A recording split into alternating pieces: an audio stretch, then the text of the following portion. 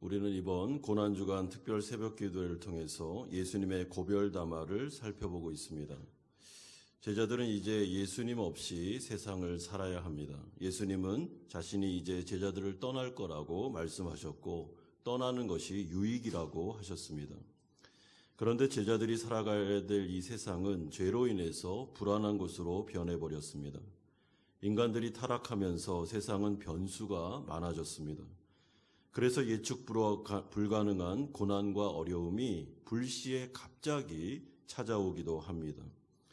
그렇다면 어떻게 해야 이러한 불안한 세상 속에서 제자들이 안정감을 누리며 살아갈 수 있을까? 예수님은 알려주고 계십니다.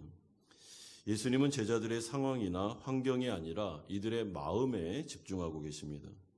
왜냐하면 결국 인간이 무너지는 것은 그의 환경이 아닙니다. 그의 마음이 무너졌기 때문에 무너지는 것입니다.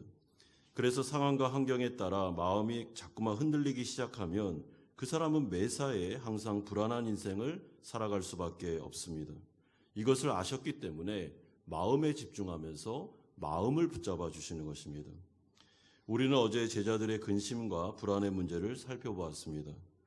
첫째로 이들의 불안은 미래를 알 수 없는 인간의 한계로부터 시작되었습니다. 그러므로 우리는 미래의 영역이 우리 게 아니다라는 것을 인정하셔야 됩니다. 두 번째는 이들의 불안은 예수님의 말씀을 전체적으로 이해하지 못한 데서 비롯되었습니다. 그래서 하나님의 말씀을 창세기부터 계시록까지 통시적으로 배워야 한다는 것을 알았습니다. 셋째로 이들의 불안은 예수님을 믿고 따라오기는 했지만은 여전히 자신들의 기대하는 틀과 생각을 가지고 예수님을 따른 데서 비롯되었습니다. 따라서 예수님을 믿는다는 것은 내가 이것을 원합니다. 그래서 예수님 해주셔야 됩니다. 그러면 제가 믿겠습니다라는 것이 믿음이 아닙니다. 그분에게 온전히 모든 것을 맡기고 주권을 인정하는 것이 믿음입니다. 네 번째로 이들의 불안은 결론적으로 예수님을 믿지 못하는 것이 문제였습니다. 더 정확히 말하면 예수님을 믿되 온전히 믿지 못하는 것이 문제였다는 말입니다. 그러므로 이들은 이제 미래의 영역을 하나님께 온전히 맡긴 채 하나님을 신뢰함으로 현재를 살아가는 법을 배워야 했습니다. 그러기 위해서 제자들을 비롯한 우리는 믿음의 대상이 하나님을 성경을 통해서 온전히 알아가고 배워야 됩니다. 그래야 이분이 정말 신뢰할 만한 분이라는 사실을 확신할 수 있기 때문에 그렇습니다. 그래서 하나님이 어떤 분이고 예수님이 어떤 분인지를 성경을 통해서 오늘 우리가 배울 것입니다. 첫 번째로 예수님의 위대한 선언이 7절에 나오는데 7절에 보시면 너희가 나를 알았더라면 내 아버지도 알았으리로다. 이제부터는 너희가 그를 알았고 또 보았느니라. 여러분 이것은 굉장히 위험한 발언입니다. 왜냐하면 신성모독죄로 죽을 수도 있기 때문에 그렇습니다. 그러나 이것은 사실입니다. 왜냐하면 예수님은 바로 하나님 그 자신이었기 때문에 그렇습니다. 그래서 요한복음 1장 14절은 말씀이 육신이 되어 우리 가운데 거하심에 우리가 그의 영광을 보니 아버지의 독생자의 영광이요 은혜와 진리가 충만했다라고 말하고 있습니다. 예수님은 하나님이셨습니다. 그는 육신을 입고 이 땅에 오신 하나님 그 본체셨습니다. 그러므로 예수님에 대한 이야기는 성경에 기록되어 있는데 우리가 하나님을 알아갈 수 있는 방법이 있습니다. 그것은 성경에 기록된 육신을 입고 이 땅에 오신 예수님이 공생애를 어떻게 사셨는지, 이분의 성품이 어떻고 이분의 말씀이 어떤지를 잘 보면 하나님을 알 수 있습니다. 그래서 오늘 본문에 보면 나는 이 땅에 왔는데 하나님이 내 안에 거하고 내가 하나님 아버지 안에 거한다. 그리고 나는 내가 원하는 말을 하는 것이 아니고 아버지께서 하시는 말을 그대로 하고 있다라면서 자신의 말과 삶 모든 것이 하나님 아버지를 보여주고 있다라고 말씀하고 있습니다. 그렇다면 하나님은 예수님의 성육신, 공생애, 십자가 죽음과 부활 사건을 통해서 성부는 자신을 어떻게 계시하셨습니까? 요약적으로 보면 요한복음 3장 16절에 이렇게 기록됩니다. 하나님이 세상을 이처럼 사랑하사 독생자를 주셨으니 이는 그를 믿는 자마다 멸망하지 않고 영생을 얻게 하려 하심이니라. 하나님은 예수님을 통해서 자신을 사랑으로 계시하셨습니다. 여러분 여기서 사랑이라는 단어는 아가페입니다. 아가페. 이 아가페는 책임지는 언약적 사랑을 말합니다. 그러니까 하나님은 예수님을 통해 자신을 어떻게 계시하셨냐면 자신의 백성들을 위해서 자신의 목숨까지도 아까워하지 않는 책임지는 선한 목자라고 말씀하셨습니다. 따라서 우리는 하나님은 너희를 사랑하지 않는다라는 사탄의 거짓말이나 우리의 마음속에 계속 이 거짓말로 인해 파생된 의심에 대해서 여러분 싸우셔야 됩니다. 특별히 내가 인정할 수도 받아들일 수도 없는 어려움이나 고난이 지속될 때 더더욱 우리는 이러한 마음과 지속적인 싸움을 싸우셔야 됩니다. 하나님은 우리를 사랑하시되 끝까지 사랑하십니다. 하나님이 우리를 사랑하지 않는다는 것은 새빨간 거짓말입니다. 그건 듣지 않아도 됩니다. 들을 필요가 없는 말입니다. 이사야 53장 5절에서 6절은 이렇게 말씀합니다. 그가 찔림은 우리의 허물 때문이요 그가 상함은 우리의 죄악 때문이라. 그가 징계를 받음으로 우리가 평화를 누리고 그가 채찍에 맞음으로 우리는 나음을 받았도다. 예수님의 고난과 찔림과 상함과 이 모든 것들은 우리 때문이었습니다. 우리를 사랑하셨기 때문입니다. 이에 대해서 사도 바울은 로마서 8장에서 이 부분을 이렇게 해석하고 있습니다. 그런즉 이 일에 대하여 우리가 무슨 말 하리요? 하나님이 우리를 위하시면 누가 우리를 대적하리요? 하나님은 우리를 사랑하십니다. 우리를 위하십니다. 우리밖에는 없습니다. 자신의 백성밖에는 없습니다. 하나님에게는. 하나님의 마음속에는 이 자리에 앉아있는 성도들밖에는 없습니다. 마음속에. 우리를 위해 이 땅에 오셨고 우리를 위해 고난받으셨고 우리를 위해 죽으셨습니다. 그러므로 로마서 8장 38절에서 39절은 이렇게 결론을 내립니다. 내가 확신하노니 사망이나 생명이나 천사들이나 권세자들이나 현재일이나 장래일이나 능력이나 높음이나 깊음이나 다른 어떤 피조물이라도 우리를 우리 주 그리스도 예수 안에 있는 하나님의 사랑에서 끊을 수 없으리라. 그리스도 예수 안에서 드러난 하나님의 사랑은 이제 우리에게서 끊어지지 않습니다. 따라서 우리가 예수님의 십자가 보혈을 의지하여 그분을 믿어 구원을 받은 성도가 되었다면 그 이후부터는 어떤 일이 벌어져도 하나님의 사랑을 의심하지 않으셔도 됩니다. 왜냐하면 이미 하나님의 사랑은 예수님의 전 인생을 통해서 확증되었기 때문에 그렇습니다. 그러므로 상황의 변화에 따라서 자꾸만 나를 향한 하나님의 사랑에 대해서 의심하고 하나님을 신뢰하지 않으면서 흔들리는 마음을 가지고 계시면 안 됩니다. 이런 점에서 성도가 두려움과 근심과 불안의 문제를 이겨내기 위해서는 반드시 복음을 들으셔야 됩니다. 여러분, 복음의 핵심은 하나님은 우리를 사랑하셨고 사랑하시며 끝까지 책임지실 거라는 말씀입니다. 그러므로 복음을 들을 때 믿음이 강해집니다. 로마서 10장 17절은 말씀하는데 그러므로 믿음은 들음에서 나며 들음은 그리스도의 말씀으로 말미암았느니라. 사랑하는 성도 여러분, 하나님은 아들을 죽기까지 우리를 사랑하셨습니다. 그러므로 근심하지 말라고 하셨습니다. 하나님을 믿으니 나를 믿으라 하셨습니다. 이것이 복음입니다. 그러므로 하나님은 우리를 책임져 주실 겁니다. 영원히 끝까지 우리를 비참하게 내버려 두시지 않습니다. 두 번째는 그러나 제자들의 반복되는 문제가 8절에서 11절까지 나오고 있습니다. 빌립이 이 말씀을 다 듣고도 제자들을 대표해서 예수님께 또 엉뚱한 요구를 합니다. 8절에 빌립이 이르되 주여 아버지를 우리에게 보여주옵소서 그리하면 족하겠나이다. 여러분, 이게 굉장히 엉뚱한 질문인 이유는 이미 예수님께서 너희가 나를 알았다면 내 아버지도 알았을 거야 라고 말씀하셨기 때문에 그렇습니다. 그러므로 예수님은 제자들을 향해서 다음과 같이 한탄하십니다. 9절에 예수께서 이르시되 빌립아 내가 이렇게 오래 너희와 함께 있으되 네가 나를 알지 못하느냐. 10절에 내가 아버지 안에 거하고 아버지는 내 안에 계신 것을 내가 믿지 아니하느냐. 11절에 내가 아버지 안에 거하고 아버지께서 내 안에 계심을 믿으라. 그렇지 못하겠거든 행하는 그 일로 말미암아 나를 믿으라. 이렇게 말씀하십니다. 여러분, 제자들을 향한 예수님의 안타까움이 무엇입니까? 9절에서 11절까지 세 번이나 반복되는 게 뭐냐면 왜 믿지 못하냐? 이렇게 오랫동안 있으면서도 왜 나를 안 믿으냐? 좀 믿어라. 제발 좀 믿으면 좋겠다라고 반복적으로 말씀합니다. 여러분 여기서 믿다라는 헬라어 단어는 피스티오라는 단어인데 이것은 신뢰하기 때문에 나의 모든 것을 맡기는 행동을 말합니다. 그러니까 신뢰와 의탁, 이것이 바로 피스티오입니다. 그러니까 예수님이 제자들을 향해서 자꾸만 하는 말이 뭐냐면 너희들이 나를 믿는다고 따라왔다. 그래, 그것은 바른 믿음이다. 오케이. 그런데 실제 삶 속에서는 왜 너희들이 나를 온전히 신뢰하지 않고 실제 삶 속에 있는 문제에 대해서는 왜 맡기지를 않느냐? 왜 너희들이 인생을 책임지려고 하느냐? 좀 믿어라 좀 하면서 촉구하고 계십니다.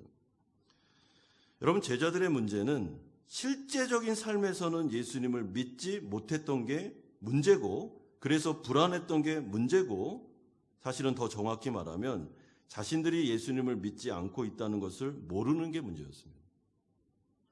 내가 하나님을 믿는다고 철석같이 믿었습니다. 예수님 보시기엔 안 믿었습니다. 증거가 무엇입니까? 자신의 미래를 안 맡깁니다. 진로를 안 맡겨요. 늘 불안해합니다. 늘 근심하고 걱정합니다. 예수님이 하시는 말씀이 그거 안 믿는 거다라고 말씀하고 있습니다. 여러분 이들은 하나님의 존재는 믿었습니다. 그런데 실제 삶 가운데 하나님은 전문가가 아니라고 생각했습니다. 나의 직장의 문제의 전문가는 내가 전문가고 자녀들을 키우는 문제는 하나님은 뭐 교회 안에서만 전문가지 이건 내가 전문가고 하나님은 모를 거야. 하나님은 이 분야를 모르셔. 그러니까 이 분야는 내가 책임져야 돼 라고 생각한 게 문제였습니다. 이런 점에서 성도들이 교회를 다니면서 하나님을 교회에 딱 가둬두고 나의 일상에서는 내가 모든 문제를 내가 다 책임지고 내가 다 해결하고 내가 다 처리하려고 합니다. 그러면 불안과 근심과 두려움은 이겨낼 수가 없습니다. 자기가 책임지고 있는데 자기가 불안해야죠. 그럼 자기가 염려하는 게 맞습니다. 주님께서 하시는 말씀은 내가 전문가다. 내가 교회 안에서만 전문가라고 생각하냐? 너의 직장, 사업처, 가정, 자녀의 문제, 미래, 진로, 특별히 미래의 문제는 내가 전문가다. 내가 사랑에 책임지는 쪽에서는 전문가이기 때문에 그 문제를 좀 맡기면 좋겠다. 빌리바, 좀 믿어라 좀. 아니 여태까지 오랫도록 나랑 함께 있으면서 그렇게 나를 모르겠느냐라고 도전하고 계십니다. 여러분 신앙생활 오래 하셨습니까? 하나님의 말씀을 오래도록 들으셨습니까? 그럼 믿음이 있습니까? 실제 삶 속에서 하나님께 진짜 맡기고 있습니까? 미래를 맡기고 있습니까? 진로를 맡기고 있습니까? 내가 지금 하고 있는 이 직장과 사업장의 문제가 나보다 하나님이 더 전문가라고 생각하십니까? 자녀의 문제를 맡기고 있습니까? 왜 이렇게 불안하고 두려워하면서 그렇게 하십니까? 하나님은 이 분야의 비전문가야. 내가 전문가지. 교만입니다. 예수님이 이 땅에 육신을 입고 오셔서 모든 것을 다 경험하심으로 예수님께서는 어떻게 해요? 우리의 모든 문제를 다 체감하신 분이십니다. 그러므로 능히 도우실 수 있습니다. 이것이 바로 제자들의 반복되는 문제였습니다. 그러므로 예수님은 이제 마지막으로 믿음으로 이 세상을 사는 자들의 새로운 삶의 방식에 대해서 12절에서 14절에 말씀합니다. 여러분 12절 보십시오. 내가 진실로 진실로 너희에게 이르노니 나를 믿는 자는 내가 하는 일을 그도 할 것이요 또한 그보다 큰 일도 하리니 이는 내가 아버지께로 감이라. 여기서 중요한 말이 내가 아버지께로 가는 거다. 아버지께로 가는 게 유익하다라고 말씀하시는 이유는 그래야 성령의 시대가 열리기 때문에 그렇습니다. 그러므로 이 시대는 하나님을 신뢰하여 믿는 자들에게 엄청난 기적의 역사를 체험할 수 있는 시대입니다. 따라서 12절의 약속은 다음과 같이 정리할 수 있는데 얘들아 잘 들어라 제자들아 이제부터는 내가 아버지께로 간다. 그러면 성령이 이 땅에 오실 건데 그러면 성령의 시대가 열릴 것이다. 너희들은 성령을 붙들린 바 성령의 사람들이 될 것이다. 그러면 너희들을 통해서 이루어질 하나님의 역사는 내가 이 땅 가운데 육신으로 있었을 때 내가 했던 것보다도 훨씬 더 큰 일을 할 거다. 엄청난 일이 성령의 시대는 성도들을 통해서 이루어지게 될 거다. 그러니까 믿어라. 성령의 시대 때 너희들을 통해서 하실 하나님의 일을 믿어야 된다라고 말씀하고 계십니다. 그러면서 제자들을 향해서 이제는 믿음으로 살되 기도하면서 살아야 된다고 말씀하십니다. 13절에 너희가 내 이름으로 무엇을 구하든지 내가 행하리니 14절에도 내 이름으로 무엇이든지 내게 구하면 내가 행하리라. 사랑하는 성도 여러분, 성도가 성령의 시대 때 살아가는 삶의 방식, 믿음의 삶의 방식은 기도입니다. 믿음과 기도는 떨어질 수 없습니다. 왜냐하면 믿음이라는 것은 하나님을 신뢰하고 의탁하는 것입니다. 맡기는 것입니다. 뭘를 통해서 맡깁니까? 기도를 통해서 맡깁니다. 그런데 만약에 성도가 기도하지 않는다면, 하나님께 나와서 의탁하거나 맡기지 않는다면 사실은 그 사람은 자신의 인생을 자기가 책임지는 것이라는 것을 깨달으셔야 됩니다. 그러므로 지금 성령의 시대를 살아가는 제자들에게, 성도들에게 예수님은 엄청난 특권, 특혜를 딱 주고 난 다음에 가시려고 합니다. 그게 바로 기도였습니다. 여러분, 기도는 무거운 짐이 아닙니다. 기도는 삶의 방식입니다. 기도는 특권입니다. 특혜입니다. 나에게 주어진 특혜입니다. 이 기도를 안 쓰는 게 문제입니다. 여러분, 기도는 써야 됩니다. 성도는. 기도하시면 됩니다. 그 문제를 맡기면 됩니다. 내가 끝까지 붙잡고 있으면 불안하고 두렵고 계속 두려움 가운데, 염려 가운데 살아갈 겁니다. 내가 비전문가라니까요, 거기에. 이 문제를 기도를 통해서 매일마다, 매일 새벽마다, 매일 하나님께 맡기면 됩니다. 무시로. 여러분, 기도라는 것은 꼭 앉아서 눈 감고 하는 게 아니잖아요. 매일 돌아다니면서 매일 기도하는 겁니다. 바이어를 만날 때 주님 도와주십시오. 이 직장에서 주님 도와주십시오. 마음에 막 불안이 생길 때 나의 미래를 맡깁니다. 염려를 붙잡아 주십시오. 자녀의 문제 가운데 불안해하면 또 이 문제를 가지고 수시로, 무시로 기도하는 것입니다.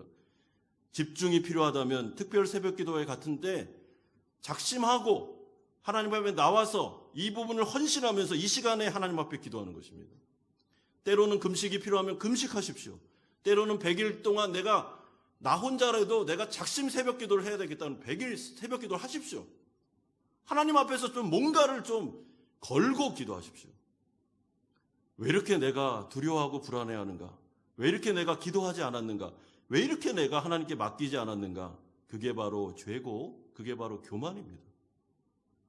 새로운 삶의 방식을 몰랐기 때문에, 여전히 주님을 믿는다 하면서도 내 인생은 내가 책임져야 된다고 생각했기 때문에 그렇게 살았던 것이죠.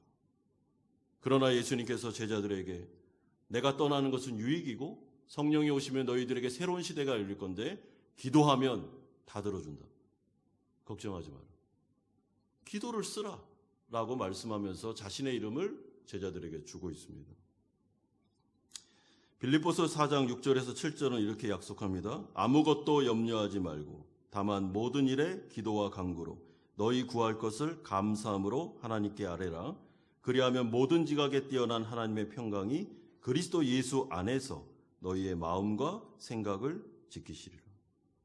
사랑하는 성도 여러분, 두려워하지 마십시오. 너희는 마음에 근심하지 말라. 하나님을 믿으니 또 나를 믿으라. 나는 신뢰할 만한 분이고, 제가 이 복음서를 보니까요, 하나님의 전문 분야가 있습니다. 그것은 하나님의 책임지는 사랑이 하나님의 전문 분야입니다. 하나님은 성도들을 비참하게 하지 않습니다. 책임져 주십니다. 믿는 자, 기도하는 자 절대로 그의 미래가 비참해지지 않을 것입니다. 하나님은 그의 미래를 여실 것입니다. 그의 진로를 인도하실 것입니다. 하나님의 뜻에 따라 그의 나라와 그의 의를 위해서 그의 미래가 열릴 것입니다. 그리고 기도하는 자, 그의 삶 속에 하나님의 기적이 나타나게 될 것입니다.